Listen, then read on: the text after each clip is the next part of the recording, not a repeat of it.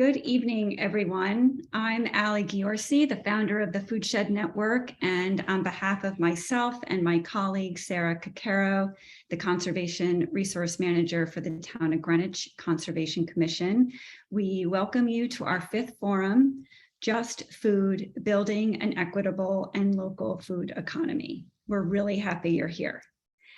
We extend a warm welcome and thank you to each of our panelists for generously donating their time. And we thank our community partners for their promotional support. They've been amazing.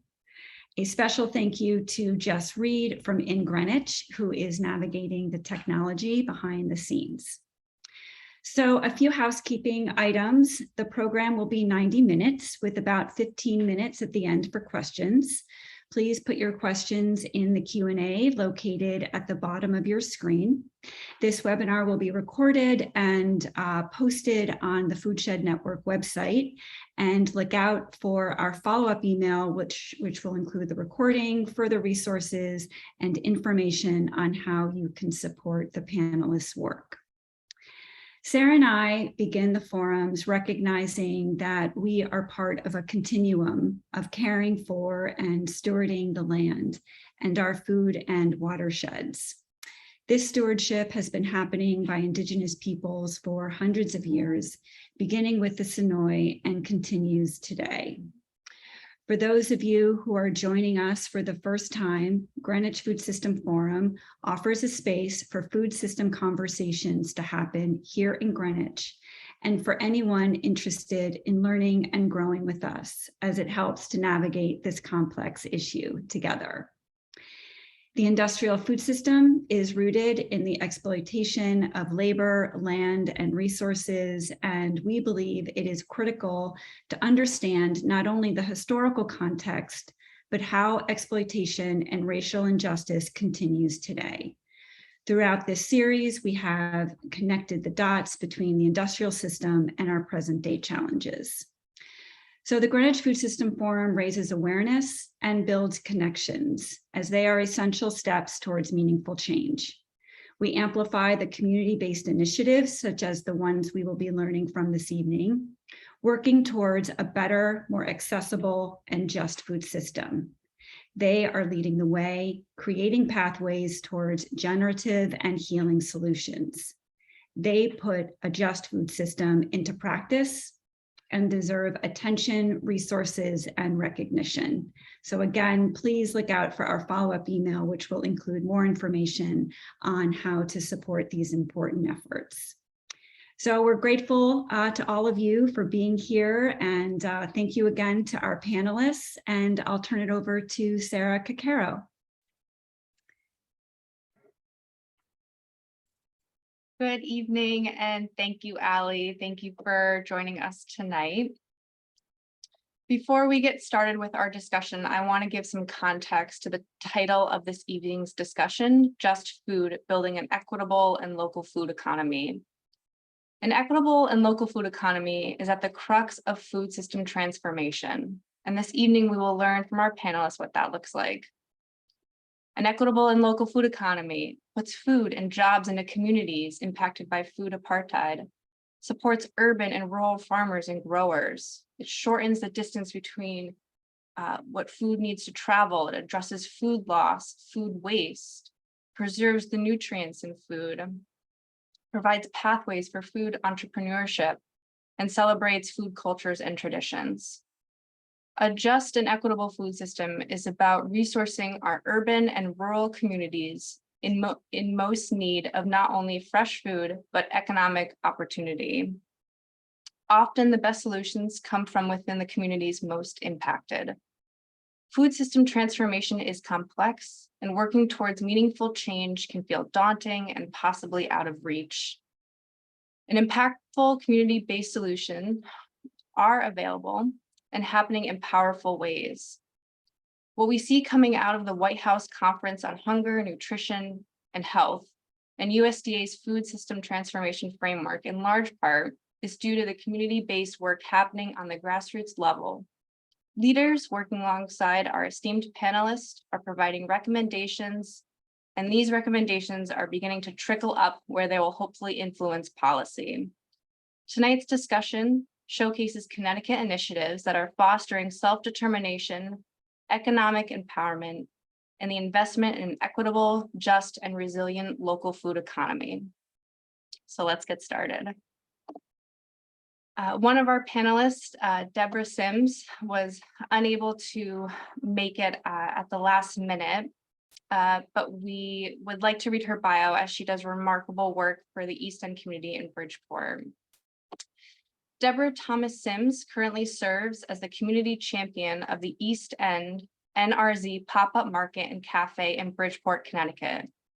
In 2019, the pop-up was the national winner of the Healthiest Cities Challenge in partnership with Aetna Foundation, the American Public Health Association, and the National Association of Counties.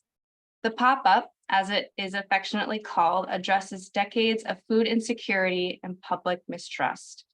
This market is in a documented food desert and has worked to improve the availability of healthy foods, living wage jobs, violence prevention, and greater community cohesiveness. Over 4 years, they have secured more than 65,000 volunteer hours and leveraged extensive cross-sector partnerships to build this model.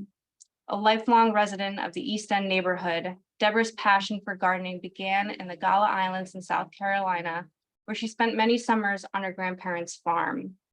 She currently manages several neighborhood community gardens. She is a trailblazer for Food Solutions New England for her related work in food justice. She's an advisory board member of the Farmers Market Collaborative, Moms Demand Action, a founding member of the East End Food Bank, and the Southern New England Farmers of Color. In the spring of 2023, she'll be breaking ground on Bridgeport's Mount Growmore Hydroponic Farm and Wellness Campus, designed to supply the community year-round with fresh fruits and vegetables on one of the country's most notorious brownfield sites. So we're going to continue with the rest of our panelists, give them each a few minutes to introduce themselves, and then we'll open this up for discussion. So we're going to start with Courtney. Would you please introduce yourself and briefly share your role as a connector and catalyst for justice, equitable, and local food economies?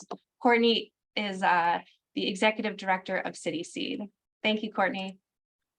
Hi, everybody. It's so great to be here with all of you tonight and to be kicking off this amazing group of panelists. I'm just going to pop, let's see, something in the chat for everybody. But so yeah, as Sarah said, my name's Courtney. I'm the executive director of an organization called City Seed that's based in New Haven. We've been around for almost 20 years at this point, which is really exciting. And here's just a little info about us that you can read along with while I'm speaking. So as you can see, our mission is to engage the community in growing an equitable local food system that promotes economic development, community development, and sustainable agriculture. So really right on target with tonight's themes. We've got 3 main programs that I'll just highlight briefly. One is called Sanctuary Kitchen, which is a program that partners with refugees and immigrants to build economic opportunity, intercultural understanding, and authentic connections through food. So we have a culinary training program and operate a social impact organization, essentially a social enterprise in-house, where people can come and order food from chefs who are preparing food from all around the world to reflect their backgrounds before they were resettled in New Haven. We also run New Haven's farmers market, so I think that'll be kind of a through line tonight as well. This is how City Seed got started back in 2004, so it's what most folks know us for, and we run a series of markets around the city and year-round as well that support about 60 vendors, both farmers, as well as local food producers and food businesses, and really proud of the sort of economic opportunity that we've been able to generate and the power that farmers markets have. The stat always kind of blows me away that in the last 5 years, City Seeds markets have generated over $5 million in sales for farmers and local food businesses. So when we're talking about solutions, this is one right here. And then lastly, our kind of newest program is called City Seed Incubates, which is our food entrepreneurship programming. So we work with a network of now over 400 ventures who are early stage entrepreneurs launching food businesses. And that can look like catering businesses, food trucks, packaged and prepared foods, folks who are looking to start a brick and mortar, and people who want to sell their food at our farmers markets as well. This program has a focus on underserved entrepreneurs, those who have faced barriers in accessing these resources in traditional settings. So we work with mostly women, BIPOC entrepreneurs, businesses owned by immigrants and refugees, as well as LGBTQ ventures. So that's kind of the how of what City Seed does. We've been growing a lot and are really proud to partner with a lot of the other organizations on this call. And I'm just really excited about this topic tonight. I've been with City Seed for about 2.5 years now, but I've been working in food systems and local food systems for more than 10 years, with a background in emergency food, charitable food, as well as a master's degree in environmental management. So really passionate about the connections between climate change, agriculture, food systems, and the viability and the resilience of local food systems in the face of climate change as well. So thank you for having me, and really looking forward to digging in tonight.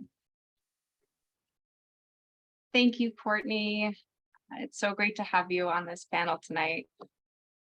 Next, we're going to have Stephanie Robles, who's the food catalyst at Reset. Can you please introduce yourself and share through your job and your role as a connector and catalyst for just, equitable, and local food economies?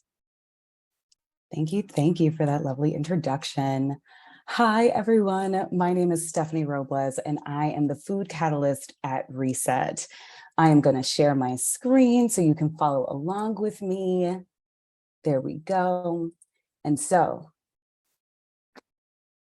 Reset is in the business. Reset's mission is to support social enterprises, also known as impact-driven businesses. I run the food arm of Reset and facilitate the Hartford Culinary Collaborative. And so the Hartford Culinary Collaborative believes that food is power in the community. And so we support foodpreneurs and food businesses from ideation to creation through maintenance and scaling. And so the idea is, and I'm going to go to this next slide real quick. We have 7 local food-centric organizations that each have their own unique value add for foodpreneurs and aspiring foodpreneurs. And so I run the Food Incubator Program, which is an amazing 12-week program that is designed to support you in building your food business. Now, the Food Incubator Program came out of a need. Reset, one of Reset's main programs is called the Impact Accelerator Program. And through the Impact Accelerator Program, we realized that there were a lot of food businesses that had very specific needs. And through those needs and through community conversations, Reset ended up creating the Food Incubator Program along with Hands on Hartford. And so we have this 12-week program to help you build your food business from ideation to creation, where you learn legal certification, how to build your business plan, develop your business plan, how to develop your back end, your finances, and all that fun stuff. Now, for food businesses that also are looking to for additional resources, we have the Hartford Culinary Collaborative. And so we have Reset and Hands on Hartford that run the Food Incubator Program. Reset provides business technical supports, mentorship, coaching, webinars, workshops, things like that. Hands on Hartford has access to shared commercial kitchens. And so the idea is for a food business that is first starting out, they're able to rent from a shared commercial kitchen, build in a membership, build with your cohort and your community. And then when you're looking to scale up, you can connect with our partner at Community Solutions, Swift. And so they have longer term leases for commercial kitchens. They also have their own shared kitchen as well. And they also have event spaces for rent. Parkville Market is also one of our partners, which is Hartford's first food hall. And the idea is food businesses can start from pop-ups, short-term pop-ups, long-term pop-ups, build in the community, get their name out there, also build into long-term rental stalls at Parkville Market, which we are very excited because we have our first business that is in beautiful conversations. And so keep a lookout. There's going to be a new business at Parkville Market. Okay, then our other partners, Breakfast, Lunch, and Dinner is also one of our partners at the Hartford Culinary Collaborative. They run Hartford First Night, No Good Market, Winter Fair, and a bunch of other wonderful markets throughout the Hartford and Greater Hartford area for food businesses to be able to, again, have vending opportunities, get their name out there, and build within the community. And then we also have Knox as one of our partners, which has a farmer incubator program, access to local producers. We have a farmer food incubator program that we are slowly building that started off as a workshop series, which is really, really exciting. So that is local producers who are also connecting with business technical supports and resources to be able to build their business. And then last but not least, Forge City Works as one of our partners. Forge City Works has access to the local farmers markets. They run one of their local farmers markets, which is quite fantastic. If you haven't checked out the Forge City Works Farmers Market on Thursdays, I highly recommend before the season is over. They also have a workforce development program. So for businesses that are looking to scale up and for businesses that are looking for staff, we have the workforce development program that we're able to connect folks with who already have their ServSafe certification, who already have front and back end training, and therefore are ready to just support you in your food business and to help you boom. And so the Hartford Culinary Collaborative programs right now that we offer our food incubator program. We also are excited to announce we also have we're expanding into a food accelerator program, a digital marketing mastermind, and startup grants for participant businesses. And I will share the digital marketing mastermind is really exciting. That is going to be starting this upcoming January. And that was a realization and recognition that in the COVID era and post-COVID era, food businesses absolutely need a digital media presence. And so we have expanded our programming to be able to support the needs of our food businesses, to be able to create programs and pipelines and pathways for businesses that are in the Hartford, Greater Hartford area and overarching CT. And I would like to also share that we really work with and make sure that we work with BIPOC-owned businesses, women-owned businesses, and LGBTQIA businesses as well. And that, I hope I didn't take up too much time. Thank you so much. Thank you, Stephanie. Not at all. It's so amazing to hear of all the resources available through your organization. So thank you very much for sharing. We were very fortunate to have two speakers from Click Willimantic here tonight. The first person I'd like to introduce is Dr. Phoebe Godfrey, professor in residence in sociology at UConn and co-founder of Click.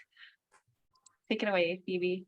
Great. Thank you, everybody. Thanks to the organizers and Ali and Sarah. And I'm so impressed. I can hardly even speak that, of what you're doing, Stephanie, what you're doing, Courtney, also hearing Debbie's bio. Really honored to be with such amazing programs to try to address the incredible issues in our food system. So as Ali said, I'm an in-residence professor at UConn. I've been there about 13 years. I teach a course on sociology of food. I teach a course on society and climate change, sustainable societies, social theory. And one of the things that occurred to me about 10 years ago, my wife and I were both involved in the Willimantic Food Co-op. And I'm teaching and sharing with students, the difficulties of capitalism, climate change, racism, inequality, war, you name it. And I didn't really have anything to offer them as a solution. And it felt almost inauthentic to just offer students that there are problems and offer them theory and readings and, you know, write about it, but not put myself out there to come up with, even in a micro way, some kind of practice. And so on the Willimantic Food Co-op, which is the oldest co-op in Connecticut, we started a conversation about, you know, how could we solve some of the farmer issues which need more value added, right? If you make an organic tomato and, you know, you grow it by hand and you don't use chemicals and you don't use exploited labor, the price of that tomato is going to be quite high. How do you take that tomato and possibly add value to it? Kind of like what Stephanie was saying, you know, how do you incubate it into something?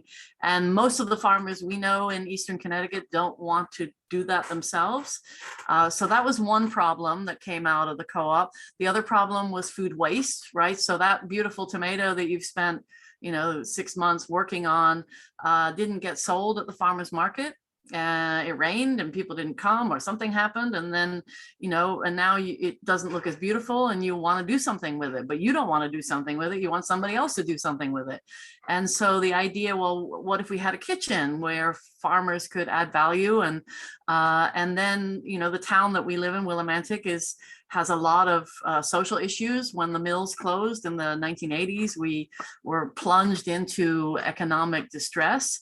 And so we thought, well, what if we could combine, you know, economic development with aiding farmers who need to add value so we can reduce food waste? And so the idea of CLIC was born. And took my wife and I, and when I say my wife and I, for about a year, it was just the two of us with a activist from Hartford called Alta Lash, who recently passed away. And slowly we were able to create a nonprofit and get certified and create a board. And it's been a very slow process, but CLIC is like the, you know, the little engine that could, and it's sort of chugging along. And I'm so happy that Lee Duffy is the executive director and is making it blossom. So I'm excited to be here and help, you know, add my academic perspective, but also my practice perspective. So looking forward to the questions, and just, again, really honored to be with everybody. Thank you, Phoebe, and we're honored to have you here tonight. You did a great job sort of segueing into Lee. So I'd like to introduce Lee Duffy, the executive director at CLIC. Hi, hello, everybody. Nice to be here. Thank you for those kind words, Phoebe. And so today, currently, this is probably my end of my third year at CLIC as a first executive director. So CLIC opened in 2015. Officially, that there were years of work before that to purchase the building, very old Knights of Columbus building. And so it has been in operation as a commercial kitchen space since about 2015. And the focus of the organization, as Phoebe said, when they started, was small micro food businesses. And also remember that we are out in Eastern Connecticut in a very rural area. So surrounded by over 85 farms. And so we had two focuses at that point. One was the micro food business opportunities for farmers, and also processing for farmers. How do we help create markets for farmers other than that? So the beginning of CLIC was actually the building of the commercial kitchen spaces, which happened in 2015. The kitchen model is a cooperative, is run on cooperative values. And CLIC did something that I think was incredibly important. And that was, they did a lot of work on community engagement before they even opened.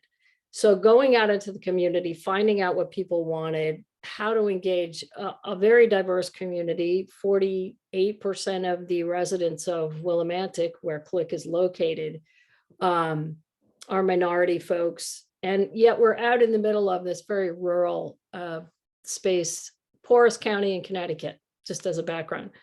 And so the first part of CLIC was really focused on micro food business development.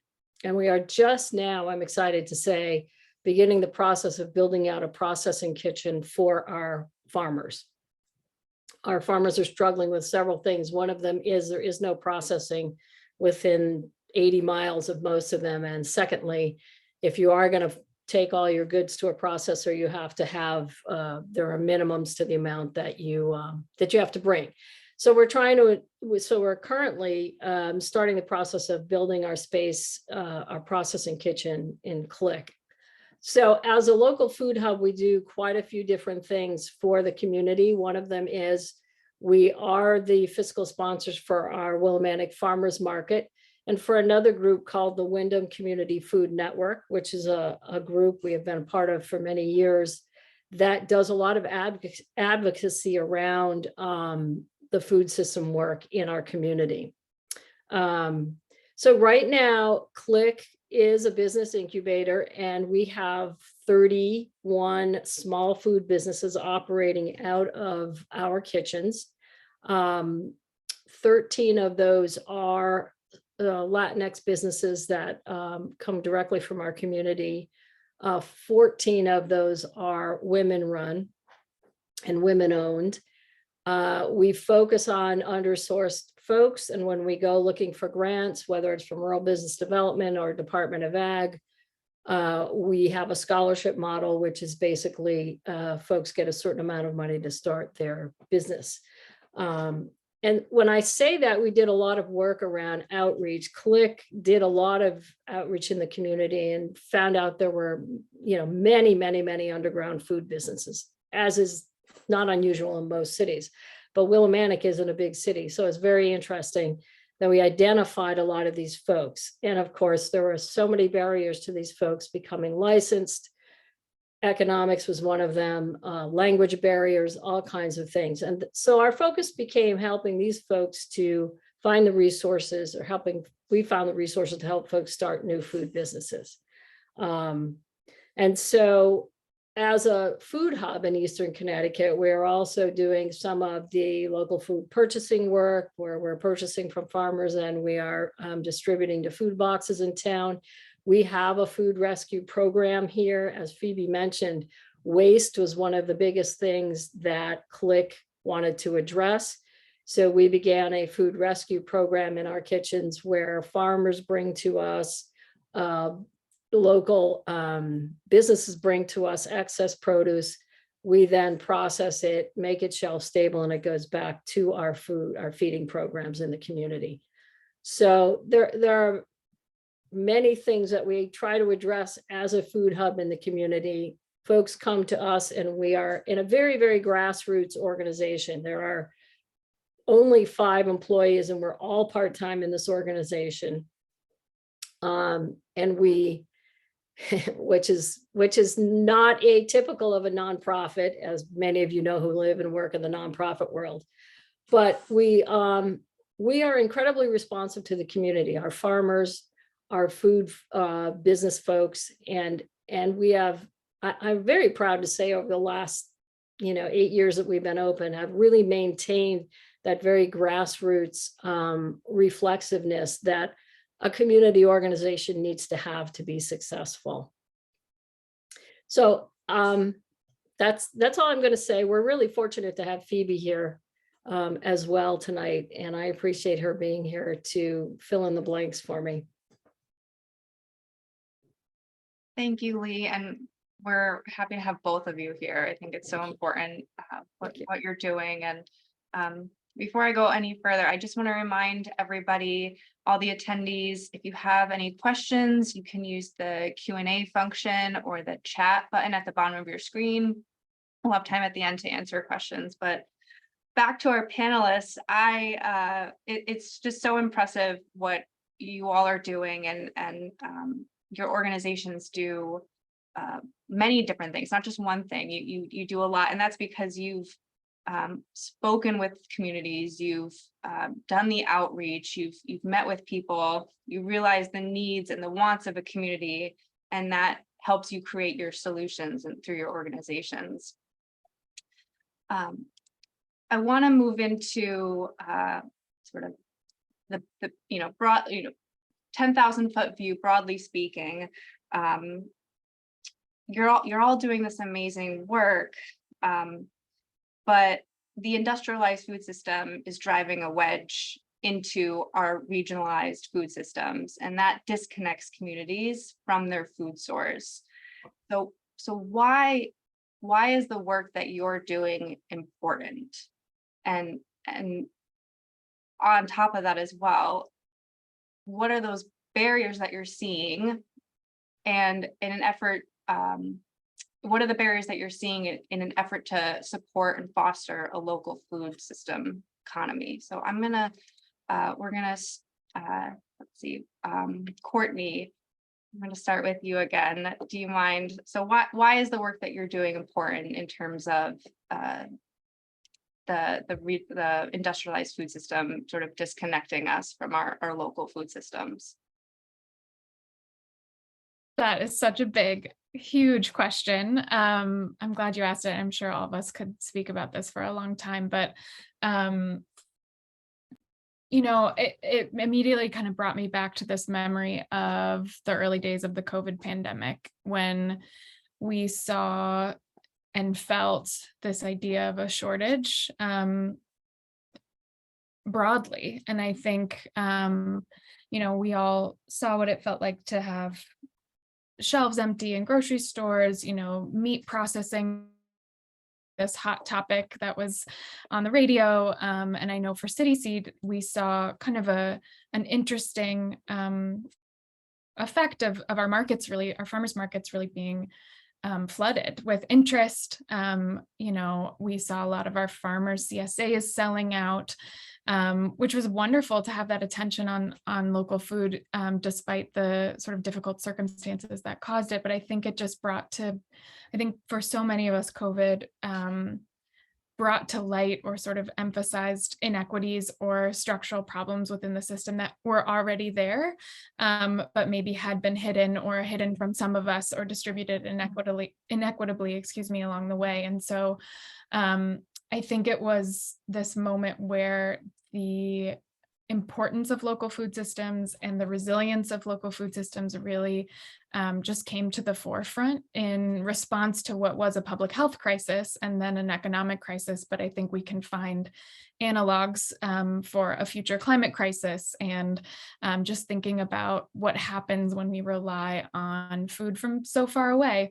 That if shipping is disrupted, if labor is disrupted, if any of these things that could happen are happening, and we've seen them happen, just what that means for our local food system. And so I think that's where the work of organizations like all of us that are here tonight, especially in a state like Connecticut, which is small, which does have arable land, which does have these resources both for farmers and food entrepreneurs and local businesses, the more we can kind of support them, break down those barriers, build those connections, means not only do we have a more kind of economically viable food system that is closer to people, it means those dollars are staying local, they're recirculating locally. And I think you can just see this tangible impact it has on people's lives, which I'm sure all of us have seen every day, just what it means when one of the businesses we work with gets that big catering order from a big institution or gets their products on the shelves at Stop and Shop. It's truly life-changing. And I think that's where it comes. I think that's where it's really exciting to have this conversation about the power of local food systems and what we can all do about it, because I think it really is this issue that is so intersectional, but that also you can kind of see those changes happening every time we invest our dollars in those local food businesses. So that's where my head went, and I want to open it up for everybody else. Thank you, Courtney. Yeah, COVID definitely brought to light more, like you said before, brought to forefront the issues of our food systems, even more so than it had been. So, Stephanie, how about you?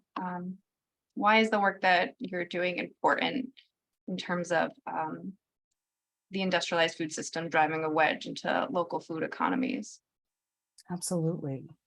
I kind of want to piggyback a little bit off of what Courtney said about some of what we learned from COVID and how COVID ended up making the supply chain an everyday household term. Most folks now know what supply chain is, mostly also through fear and through concern over our supply chain and our local food and having access to food. I mean, last year during the holiday season, we saw a 22% inflation rate. And so just trying to get even whether you were using a caterer or you were trying to cook your own meal for the holiday seasons, folks were finding it way harder to be able to have the same amount of food on their table as the year before. And so also from COVID, I know Reset and also a number of organizations that support food, specifically food entrepreneurship, saw such a boom and an increase in requests for support. I mean, SBDC by itself just had to overhaul their entire system because they were receiving such immense need. And so Reset was also an organization that received a lot of requests for support around building their food businesses, both from the mentality of COVID has happened, a lot of life changes have happened, and therefore it has allowed for reflection for folks to be able to create their dream food business. But then also COVID also provided food entrepreneurs and aspiring food entrepreneurs this very interesting time and lovely spot to be able to build, to be able to connect. Folks were cooking from home. Meal prep was one of the biggest things. Having online cooking shows and things, having online interactive cooking engagements was huge. And so having the supports for these food businesses, especially food businesses that are BIPOC and women run, where there are additional barriers, structural barriers, mental barriers, physical barriers that are in place that hinder our entrepreneurs, being able to provide cohort-based programming so that I mean, one of my favorite phrases, and I hope this is okay to say this, there's a lot of entrepreneurship in entrepreneurship. And so you don't want to do it by yourself. And entrepreneurship, specifically food entrepreneurship, can be very isolating. So in terms of the question of why is this work so important? It's so important because food is power. Food is power, food is agency, breaking bread is how we build community. And so in having and supporting circular local economies, really building the sustainability, that is just one of the ways that we can really combat some of the food industrial complex. Thank you so much, Stephanie. That's as you were speaking, I was reminiscent of headlines I saw during the pandemic on the food industry that was impacted severely. And you also had people that maybe wanted to get into the food business at that time and the struggles that they went through. And your organization Reset, they have the mechanisms to help people. And it's just, spreading the word, getting that out there. Am I allowed to piggyback, or are we trying to do one by one? No, go ahead, Steph. I think that's one of the reasons why things like the Hartford Culinary Collaborative, or even the fact that most of us know each other on this panel because we are in the business of pipelining everyone and really sharing the resources that are out there. One of the barriers and one of the biggest barriers that the food industrial complex has is how siloed the food industry is. You have so many individuals who are doing amazing work in their region and across the state. And it's in having spaces like this where we get to share that, hey, these resources exist. Check us out, check that person out, check everybody out, and build, network together so that we can become a little less siloed and learn what's happening and share the resources around that's flowing out and about. In one of our past panels, it was Connecticut grown by land, and we had a few farmers on the panel, and they may have heard of each other's businesses, but they hadn't met each other, unlike this panel, which most of you know each other.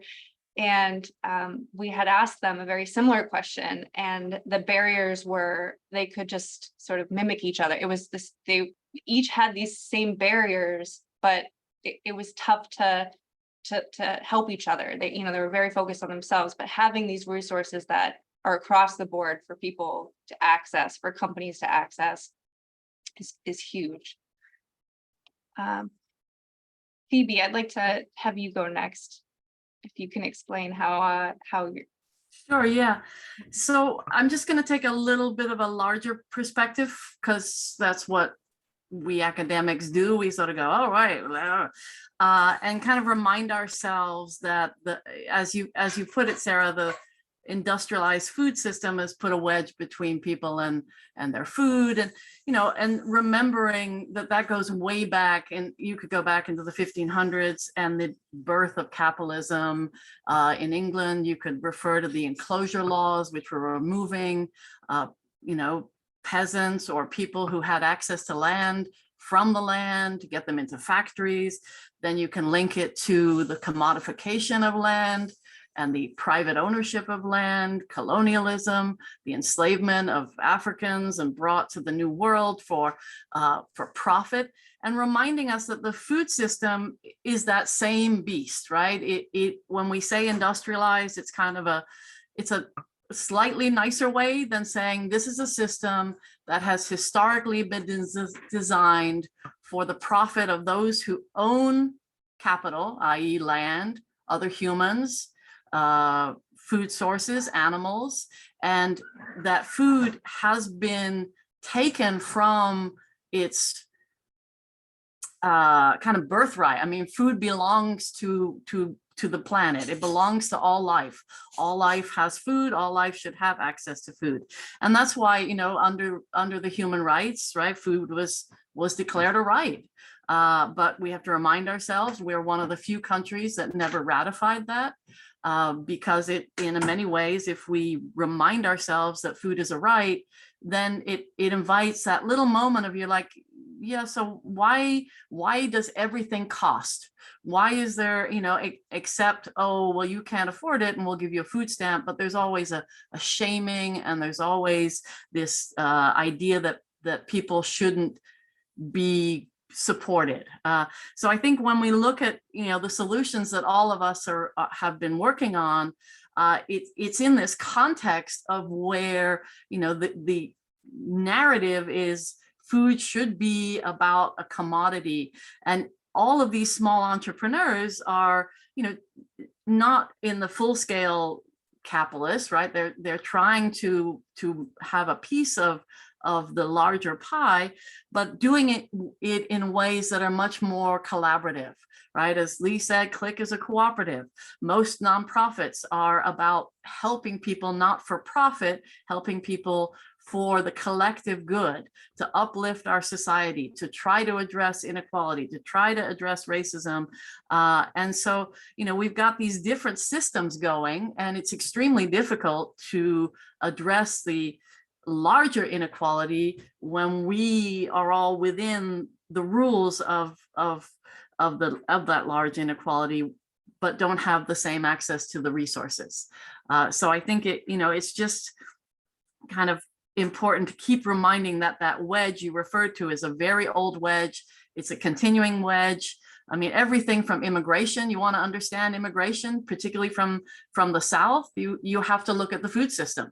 What have we done to destroy the food systems in Mexico and Guatemala? The way that we have colonized, and all of our bananas are coming, all of our coffee are coming from those countries where people used to have access to their own land and be able to grow their own food.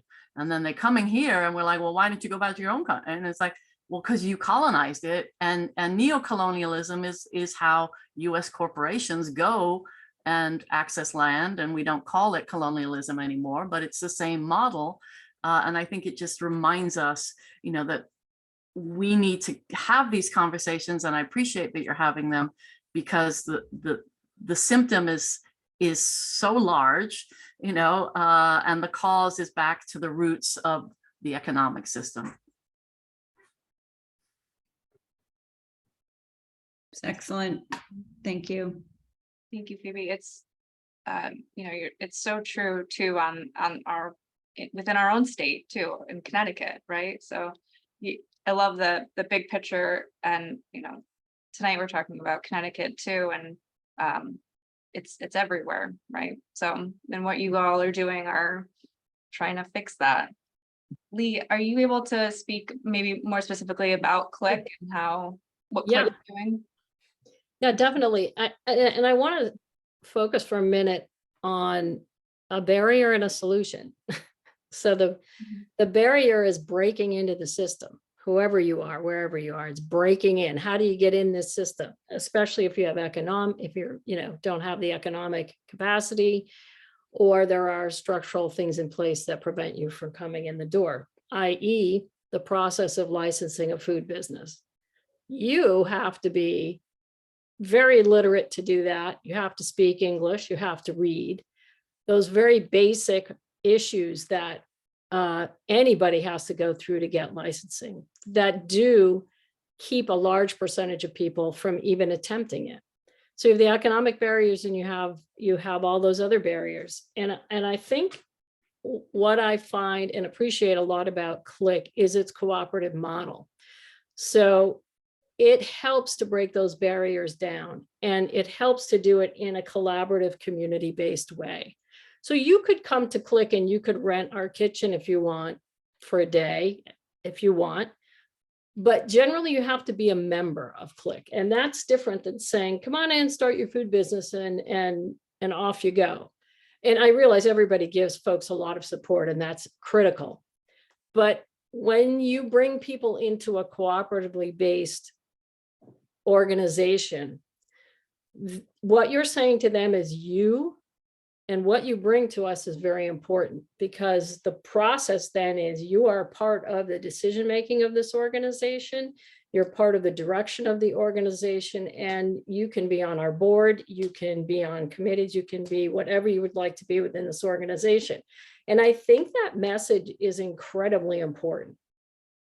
People need to walk in the door and feel like immediately they matter and they're a part of the process. I mean, there are a lot of ways to do a lot of things. And as a small example, a large organization that helps businesses in the state is terrific, unless you don't have an email. And then it's really hard to connect with them, and it's really hard for them to connect to you. And so if you walk in the door and you're working next to another business member in a kitchen, which our folks often are, and you're chatting and you're talking, that other person inevitably may help you with that. We also provide that. But the point being is, if you're coming to solutions with each other versus going to the staff, so to speak, it's much more empowering. So we've observed, so I've observed as I think our organization has observed. So, and I say that because I think that's a huge piece of breaking the system down. It's creating a different system. It's not trying to fix that. It's creating a different system, one that actually addresses your needs. And I think that for me, that's one of the exciting things about being part of Click. We've had members who have started food businesses, and I would have said they're going to fail, given my knowledge of traditional food business processes and how that works. And by virtue of the fact they have connections in ways that we don't in the community, they have thrived. And none of this is based on money. That's the fascinating part. We were talking about this earlier. How do you judge your success as an organization in your community? And it's so often tied to dollars. Well, we can honestly say that our success is not tied to dollars. We scrimp and save every month to pay bills. But the successes are so varied at Click. You have to talk to people to figure them out. They're not things you can count all the time, but they are building a community in a way that's using food and food businesses to work outside of the system as best we can and create a different one. I don't know if that made any sense, but I'm trying to explain something that's not always tangible in terms of, creating solutions, if you will. Allie, do you want to say something? Yeah, I wanted just to follow up with what Stephanie was saying earlier about the power of networks and connection. I think this actually might be a nice kind of segue into Sarah's follow-up question here is how has network building, network weaving helped to advance your work? And I think that's so important because our culture today, certainly our food system today, does everything to divide and splinter. So how would you say in your work and your pathways you have relied on the power of network building and weaving and connecting, as Stephanie said? I might start with Phoebe on this one, if that's okay. Yeah, sure. Great question, Ali. So part of the Click story is I live in the town where Click is. Like I think I said in the introduction, my wife and I were both on the board of the Willimantic Food Co-op. Doing due diligence, meeting farmers, going to events, talking to other nonprofits. Lee is actually a former student of mine from Eastern, building up a network of students, of interested people, working with Altalash, working with the mayor, going to events, working with the Latino community, and which is a large community, and each individual piece, right?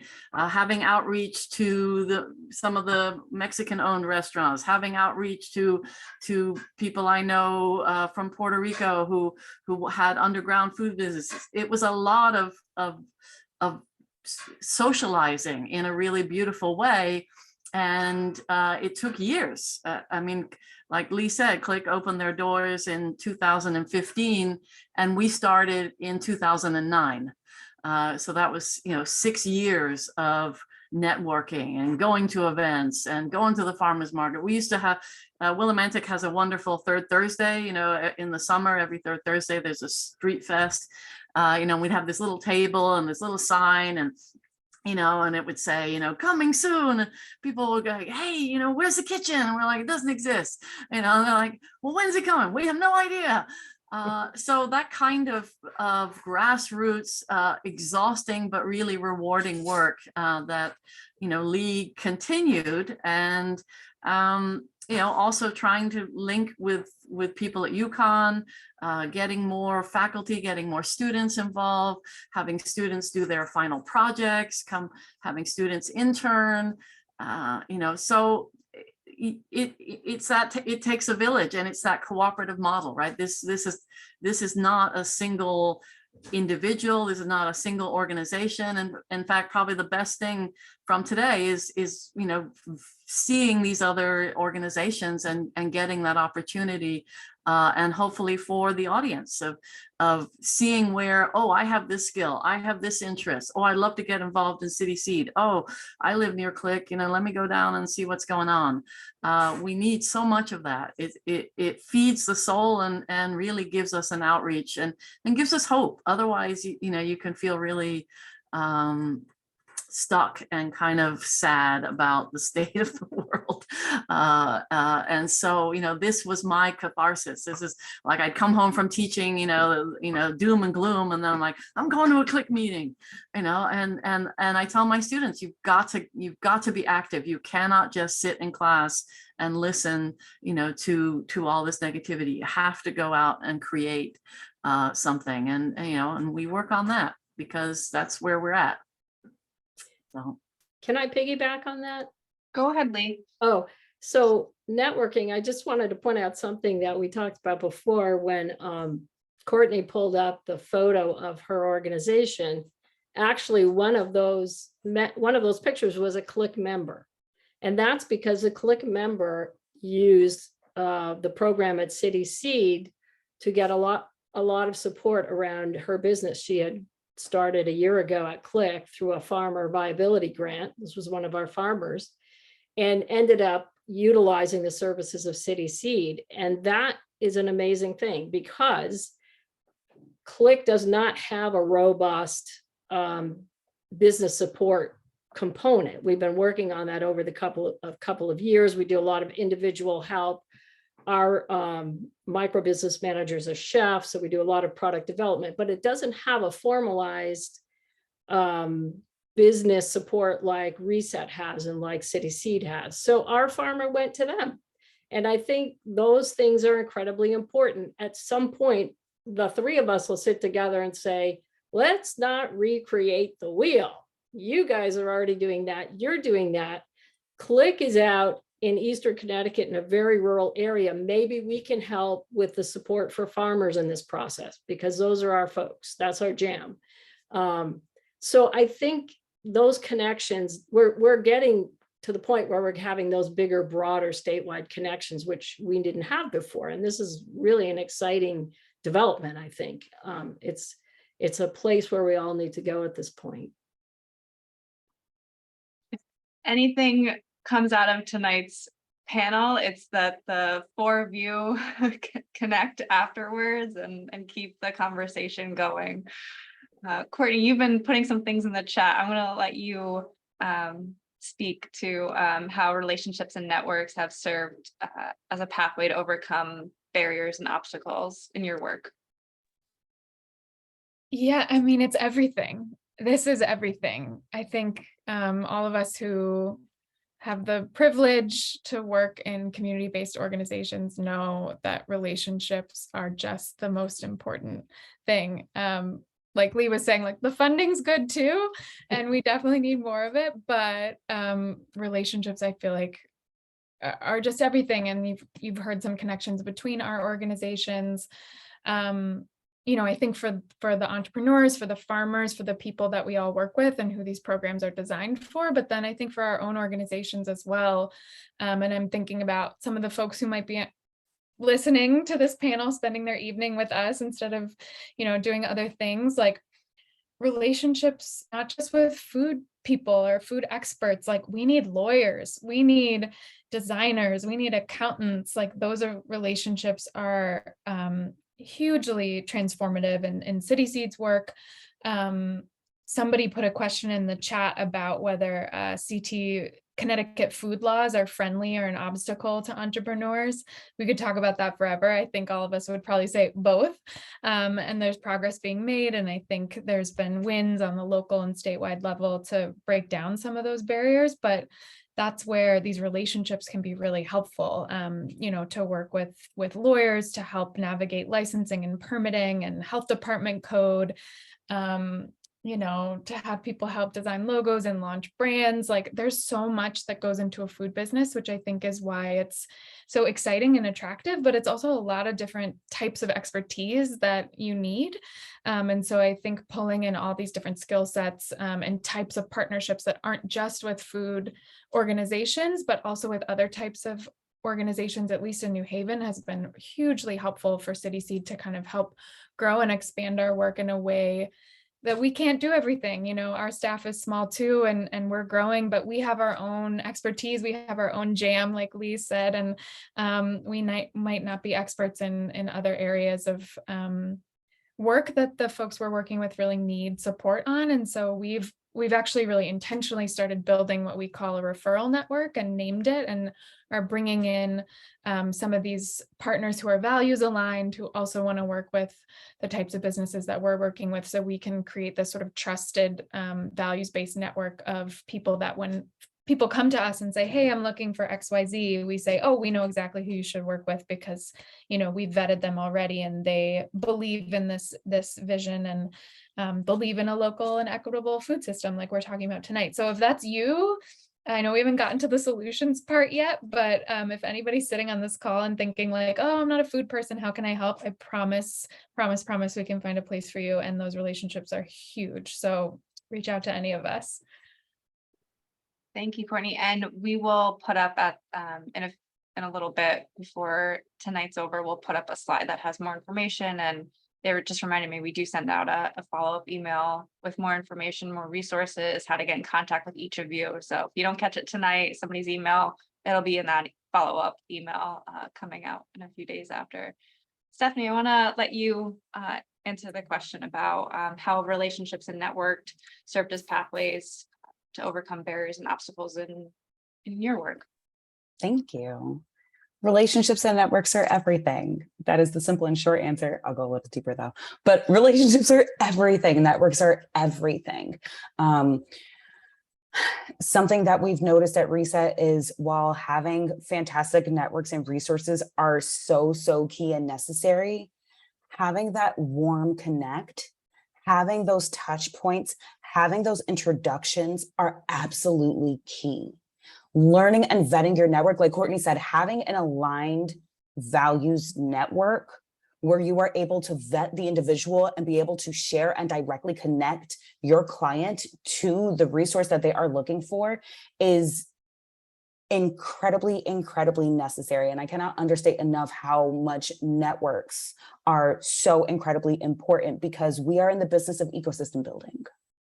And so when you are in the business of ecosystem building, that means you are continuously building, connecting, learning. What are folks doing? How can we uplift the work that they are doing? How is the work aligned in some ways? And even if we are not necessarily joining in the work, how can we share what is happening so that everyone's needs are able to be met? And so just like we really focus on cohort-based programs for our clients, networks for our organizations are also incredibly important. And I also want to piggyback off of Courtney. For anybody out there who has an interest in working with businesses, working with food businesses in general, definitely reach out to us. We are always looking for folks who are aligned, who have an interest in working with food businesses. But yes, networks are everything. Community is everything. I also just want to share, I had noticed that I really tried to make sure that the connection is useful. But something that is incredibly important to know is also, I read that it takes 7 touch points before someone is willing to actually continue the connect. And so we had learned throughout our first year, we had made tons of connections, but they didn't necessarily flourish. And so we had to learn in the second year that I was there, how do we make these connections fruitful? And it's bringing folks in. It's not just going to networking events, but it's bringing folks in, having, whether it is tea gatherings, gathering for tea, coffee dates, coffee sessions. Reset does eat up meetup. So every quarter we have an eat up meetup where foodies and members of the food community get together and have community conversations around food. Usually there's a themed event around a question that clients had been asking about, but making sure that folks get to meet each other, that we are also not gatekeepers as well, is incredibly important. You can become a gatekeeper very, very quickly while you are networking, still making sure that you are connecting everybody else with the folks that you are meeting. Stephanie, that was beautiful. I feel like that is the perfect segue into really the solutions portion of this talk tonight, and finding out the local food economy, when it's resourced in an equitable way and it has adequate funding and infrastructure, it has a lot of potential to incite change, and what you're all doing. So if we could all just take I'll have everyone go around again and discuss how your initiative fosters an equitable and local food economy, and what are those successes. Why don't we start with Courtney? Can I popcorn it? Of I course. feel like I want to digest this a little bit before. Yeah, of course. And I've hogged the first spot, so. No worries. We'll come back to you. Lee or Phoebe, do you mind starting? Go ahead, Lee. Okay, I don't mind. Well, I think because Stephanie just did a beautiful job of talking about connectivity, one of the things you want to look at is your facility and where you're working. Where in that space do you foster connection? And a kitchen, of course, is a great spot, a great space. But in our buildings as well, we have a teaching space and a gathering space to be able to, we are looked at as a food community center, not just a food hub, not just commercial kitchen. And to Stephanie's point, we are about to build out our processing space. And we met with folks and we said, well, we might have to give up our teaching kitchen and community space. And that's a big room that a lot of Latinx folks in our community use. They use it for birthdays, weddings. We've had weddings in this room. I don't know how, but we have. And meetings of folks. And they see that as an important part of their community. And so looking at our redesign, you know, the architects want to gobble that space up and turn it into revenue producing space, which I understand and it makes some sense. However, the answer is no, because that is a community space that we use, that our community uses, and that fosters that connectivity that Stephanie was talking about. And by use, I mean, even our kitchen members use it as well as our community. So I think you look at what you're creating and make sure that, you know, we have a garden outside, we have an orchard, we have lots of outdoor space for people to use as well. And I think that's part of the solution of empowering people to make decisions on their own around what they want to do in their life as well as their food business. But I can't stress enough that the cooperative model is the basis for that. That is a basis for creating empowerment. I'm not saying that everybody has to do that, but even cooperative values. We've had folks come in and say, oh, I'm going to be a barbecue truck and you can't have any other barbecue people here because I'm here first. And we immediately know that person's not going to work out unless we can convince them that, you know, that's not what we're about. This idea that there's not enough for everybody, I think Phoebe alluded to that earlier too. If you're looking at this, there's room for everybody and there's customers for everybody and there's space for everybody. I think you're more likely to be successful with the folks that you're working with. So I think the cooperative model is an amazing way to, it's an amazing way to create solutions in the community or a structure for people to create their own solutions.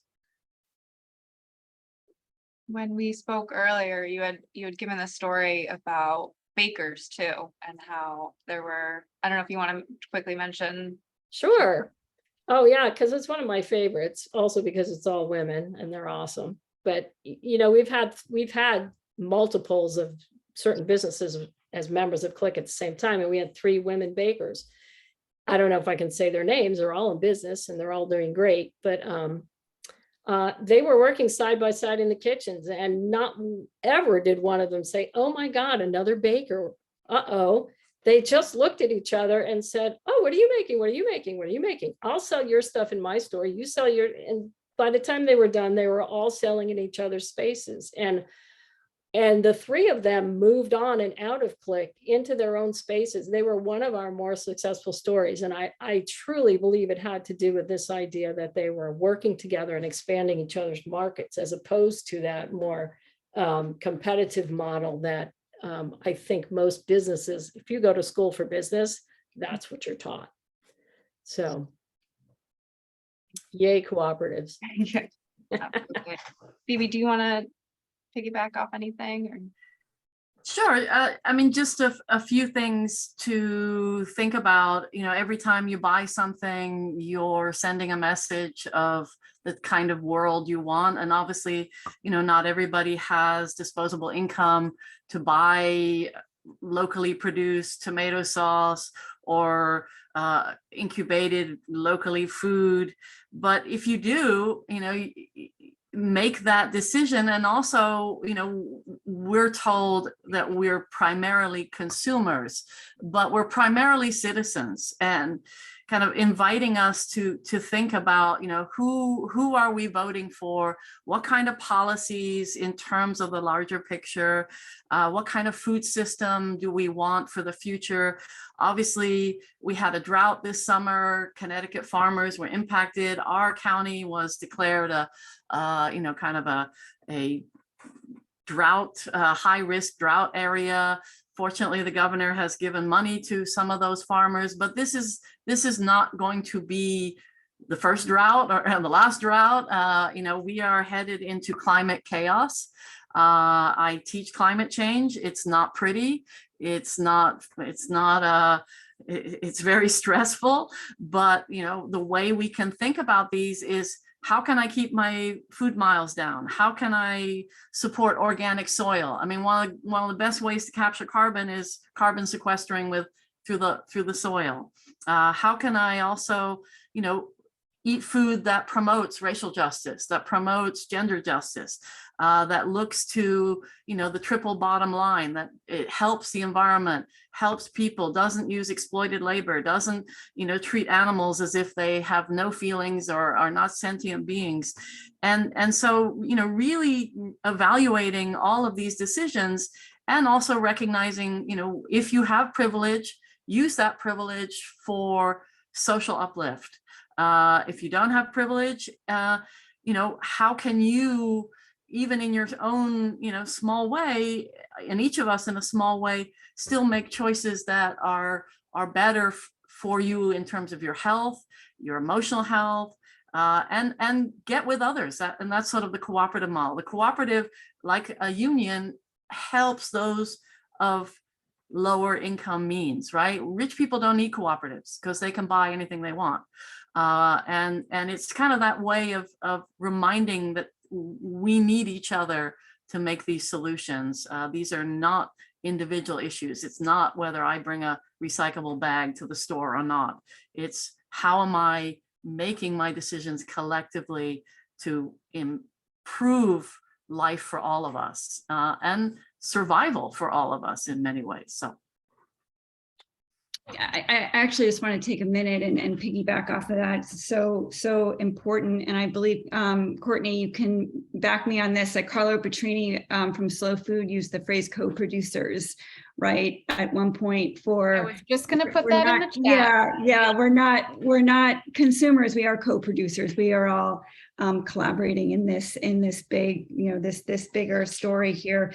But I never do this, but I'm going to take a minute just to plug the Foodshed Network website, because there are links on there where you can go and you can support and purchase online from, let's say, Park City Harvest to Equitable Black farmers in Bridgeport, and buy their olive oil, buy their kimchi. They have a lot of really excellent products, and there are a lot of resources on that site and pathways to support a more equitable system. And I think it was Courtney earlier who mentioned, you just don't know what that purchase will do and how it'll impact that person's month and bottom line by making that one purchase. And I will also say that on the recording archive page are all the panelists who have spoken this year, and there are quite a few. And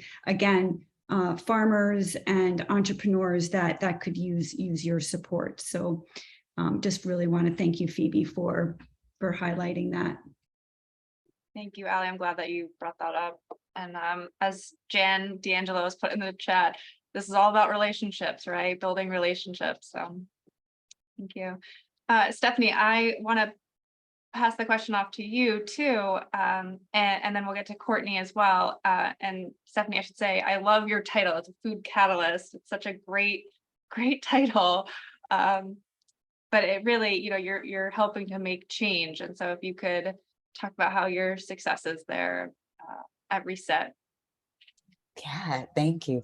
I wish I could take credit for that awesome job title, but I was hired into the title. I do know that it was inspired by a food hub out of Detroit. So there's some really amazing folks who are doing work in Detroit. And so that's how the food catalyst position was inspired. Going with both the question of how do we foster an equitable food economy and also discussing some of our successes, really being mindful and honest with what resources are available and what services are actually being provided is really important, especially when we are working with the populations that we work with. It's one thing to say, we're a one-stop shop. And like, that's great, but we have to be very specific. What are the needs that you are searching for? What are your needs? How can we provide them, or how can we connect you with someone who can? And so definitely being honest about that. I do also want to uplift the co-op model for a second, because Reset also just hired a co-op fellow. Reset is a host site with the BIPOC co-op fellowship out of CFNE. And so we are one of the host sites, and we're so excited. It's really awesome. And so the idea behind that is to support additional co-ops, and specifically BIPOC-owned co-ops in Hartford and Greater Hartford, and to be able to share the information and resources that are available, because it should definitely be acknowledged and stressed how empowering co-op models are, especially for economic empowerment and also building generational wealth. And then also just talking about some of our successes. The reason why we have successes is actively because of the networking and the collaboration, really touching upon the fact that we are very values-based. We are impact mission-driven. We support mission-driven and organizations. And we really, in every single one of our programs and services, really try to pull out, what is your impact? How are you serving your community? And really connecting off of that. The reason why we're also successful is because we really care about the human first. And so something we always say is, your business can only be as good as the human behind it. So make sure you take care of you first. You cannot give from an empty cup. That is both as an individual, as a business owner, as a community member. And so really having the human-centered focus woven as a praxis, not just a theory and a value, but actively practiced throughout every single one of our programs, throughout every single one of our engagements, making sure that folks are aware of how necessary community and connection is, really fostering collaboration over competition, because there is room for everyone here. So true. Thank you, Stephanie. But also, if you end up at some point wanting me to name drop any businesses during Q&A, if anybody has any Q&As, I will gladly. We already started talking about restaurants. There are just some fantastic businesses to support. And we'd love to get them all, Stephanie, from you. We want to download everything out of your so we can share with people. Courtney, I want to give you an opportunity to answer the question about how does your initiative foster an equitable and local food economy? Yeah, well, now I'm regretting popcorning because I have to go after all these amazing people and answers. But you know, one thing I wanted to bring up is almost highlighting what we are talking about by talking about what we're not. You haven't heard any of us speak tonight about charity or about food pantries or the emergency food system, which is absolutely important and has its place, especially over the last few years of the impacts of COVID and inflation. And we are certainly seeing folks hurting and needing those resources. But I want to point it out because I think it's been a really important reframe of what an equitable local food system looks like and could look like, and is changing, but still has a lot of change to go. So all of us, you know, we're not, I think there's a big shift talking about upstream solutions and downstream solutions. And I think all of us are really talking about upstream solutions of what is needed to create equitable food systems that build wealth for everyone way upstream, so that we don't get to the point where folks are needing emergency food downstream later. And I know that this has been something that has been challenging for me to talk to donors about, to talk to supporters about. There's a lot of confusion around what we do and why it's important, and how is it really providing food access and food equity. And why can't we just have food pantries or farmers markets in every neighborhood? And we really try to talk about the power of entrepreneurship, the power of farmers markets, the power of urban agriculture. What would it look like for us to have locally owned food businesses in every neighborhood that are owned by people who live in the neighborhood, providing jobs for people who live in the neighborhood, serving culturally appropriate food that is healthy, that is sourced locally? What would that look like? How can we imagine something beyond the charitable model, and how do we invest dollars into that? And I think that's what gets me so excited, clearly, about talking with other organizations like this, because I think that really is the future, and that really is equity, as opposed to charity, which again, I've worked in food banking. It's important work and it's necessary until the day that it's not. But I think until we can, it's also kind of become this like apolitical way to talk about food system issues, because no one can sort of disagree with hunger, right? And I think it's what big food companies are investing in hunger relief heavily. And there's another way to kind of what Lee was saying, to break the system and build a new one that really does serve everyone and doesn't rely on those kind of old models that have a lot of shame and a lot of inequity built into the system inherently. So it's really exciting to think about the power of cooperative models, the power of small local and business, and that adds up tremendously, into the future that I think we all want, that is delicious and diverse and vibrant, and does not rely on some of these large industrialized food companies, but also food programs that I think are just, it's time for some change. And it's really exciting to see a lot of this coming from the grassroots, from local organizations, and then having that scale up and create these new national models. So. And I can see, yeah, that was brilliant. If any, Phoebe, I see you want to respond, but I just want to point out Debbie Sims, who is the community champion of East End Market in East End Bridgeport, has just done an extraordinary job leading her community out of food apartheid, right? And they have not, for decades, were not able to get fresh food into their community, to get, markets, to invest in East End. And so Debbie and two other community champions have taken the initiative and have just done an extraordinary job. And I'm sorry she's not here to share her story, but we have the link in the panel here to her to learn more about East End Market. So, and we'll follow up with resources. Phoebe.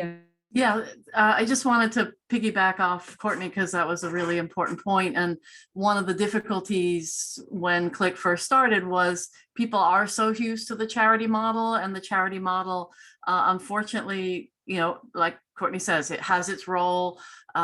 People who have no food or no shelter deserve to be fed, deserve to be given shelter without shaming. Again, going back to the idea that these are rights, these are not privileges. We are members of a planet, of nations. Even if we're not citizens, we're still humans. But when you try to get people to support your organization and you say, would you like to donate to help somebody start a business? It challenges our concept of, well, why should I give them money to start a business? And it's like, well, if they weren't starting a business, then they might be on, some kind of public assistance, and that would reinforce narratives of racism, narratives of sexism, that they're incapable, or, that they're dysfunctional, and then we should, blame and shame them. But, we're trying to uplift, we're trying to get people empowered with their ideas and their initiatives.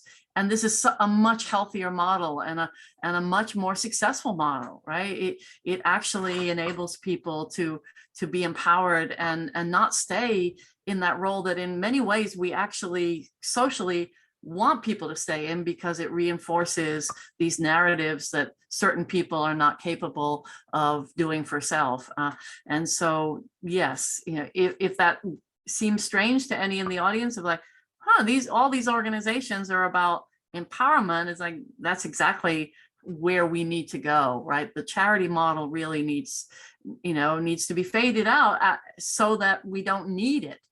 I was once invited to the Willimantic Soup Kitchen as a speaker, and we were celebrating 25 years.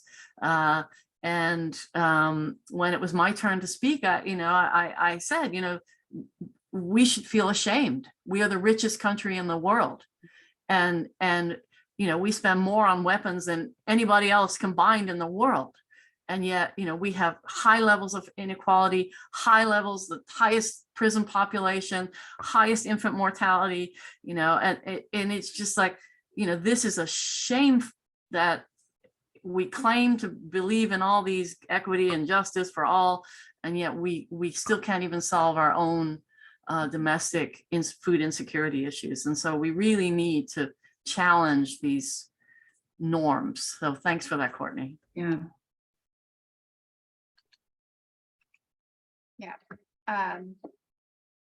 We are quickly approaching 8:30, which just seems like time has flown by the last hour and a half. But Allie and I were just talking, and it's this panel was purposefully put together, by design, to address that economic empowerment. So we're really thankful and grateful for everybody that's on this panel tonight, and everybody who tuned in to listen.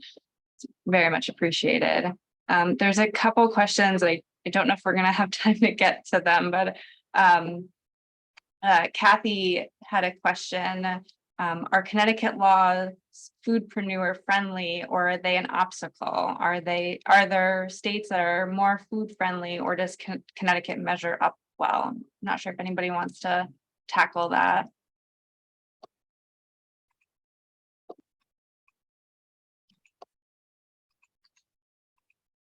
I think Courtney had said yes and no. I mean, I do agree, yes and no.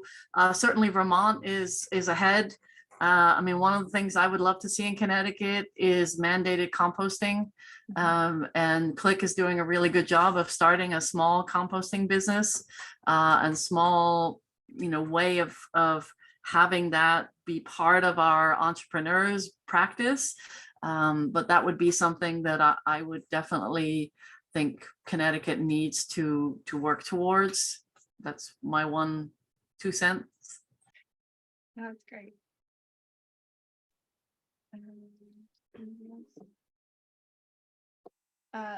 Okay, Lee, you had a question for you.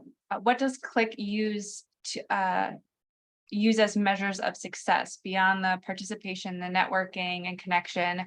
Given your cooperative model, what do you look to achieve in order to be successful in the next 3 to 5 years? And that's from Terry in the audience. And Lee, we actually talked about this earlier. The intangibles, right? Yeah, I was going to say it depends on who I'm talking to. Well, all of us that fundraise or write grants, we tell the grant what goals they want us to achieve to get the money. That's an honest assessment of grant writing to me. Unless there's a funder out there that just lets you write, I need this money, give it to me. I'll decide what to do with it, which is never the case. It all really depends on who I'm talking to. If we're talking to our community, people in our community, our measures of success are the fact that we're still there and they're still using us and they still come to us and they still want us to be there. I mean, that's a big piece of it. We have waiting lists for new food businesses, having reached out to the community and told them that we are here.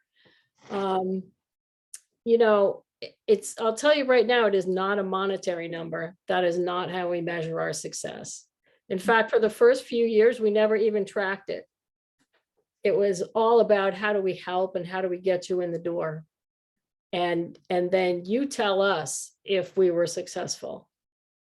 And we have helped over, here I go, I'm going to use a number now. We've helped over, in the 7 years we've been open, probably close to 100 small food businesses. It doesn't mean that they've all continued to be in business. What it does mean is if we help the food business get started and they failed without spending a lot of money, that they lived a dream for a certain amount of time. And for whatever reason, could be many, they didn't continue doing it. So as I said, it depends on who I'm talking to as to how we measure our success. Yeah, that's fair. Thanks, Lee.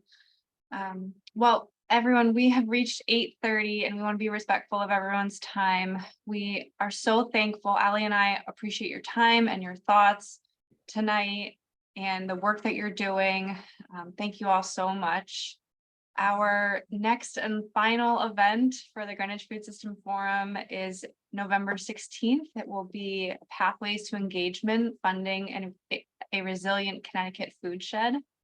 So stay tuned for the invitation for that panel. And please support our panelists that were here tonight, and Deb Sims too with the East End Market and Cafe in Bridgeport. Sign up for their newsletters, go to their markets, support the markets, everything. So thank you so much for joining us tonight, and we hope to see you again in November. Thank you and good night. Thanks for having us. Good night. Thank you so everybody. much. Yeah. Have a thank good you, night, everybody. everyone. Thank you. Bye now. Bye-bye.